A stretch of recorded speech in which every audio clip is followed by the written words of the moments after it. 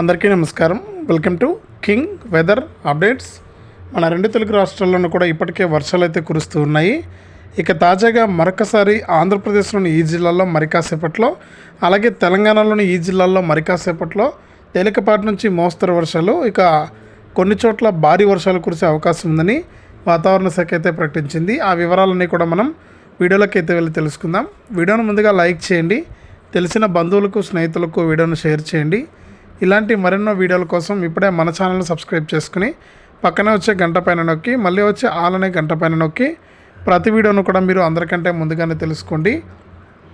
ఇప్పటికే మన ఆంధ్రప్రదేశ్ రాష్ట్ర వ్యాప్తంగా ఎక్కడ చూసినా కూడా మనకు అన్ని జిల్లాల్లో కూడా మనకు రాత్రి సమయంలో లేదా మనకు మధ్యాహ్నం నుంచి కూడా వర్షాలు కురుస్తూ ఉన్నాయి. ఇంకా గత 2 రోజుల నుంచి కూడా వర్షాలు అయితే కురుస్తూ ఉన్నాయి. ముఖ్యంగా ఆంధ్రప్రదేశ్లో అన్ని జిల్లాల్లో ఉత్తర కోస్తా కానీ, దక్షిణ కోస్తా కానీ, రాయలసీమ జిల్లాల్లో కానీ మనకు వర్షాలు అయితే పడుతూనే ఉన్నాయి. ఇక చాలా చోట్ల మనకు కొన్ని చోట్ల పగటిపూట ఉష్ణోగ్రతలు ఎక్కువగా ఉన్నా కూడా సాయంత్రం నుంచి కూడా వర్షాలు అయితే తేలికపాటి నుంచి మోస్తరు, అలాగే భారీ వర్షాలు కూడా కురుస్తూ ఉన్నాయి. ఇక మరొక 4 రోజుల పాటు కూడా భారీ వర్షాలు కురిసే అవకాశం ఉందని వాతావరణ శాఖ అయితే ప్రకటించింది. మీరు ప్రజలందరూ కూడా అప్రమత్తంగా ఉండాలని కూడా సూచించడం అయితే జరిగిందనమాట. ఇక ఎవరైతే రాష్ట్ర వ్యాప్తంగా రైతులు ప్రజలు ఉన్నారో వారందరూ కూడా అప్రమత్తంగా ఉండాలని సూచించడం జరిగింది.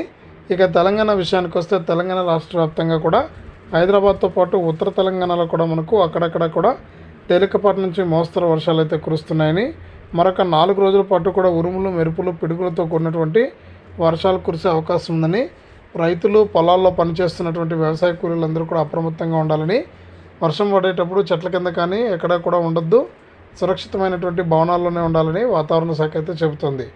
ఇది ప్రస్తుతానికి మనకు 2 తెలుగు రాష్ట్రాలకు సంబంధించి వచ్చినటువంటి వాతావరణ సమాచారం. వీడియోను లైక్ చేయండి, షేర్ చేయండి.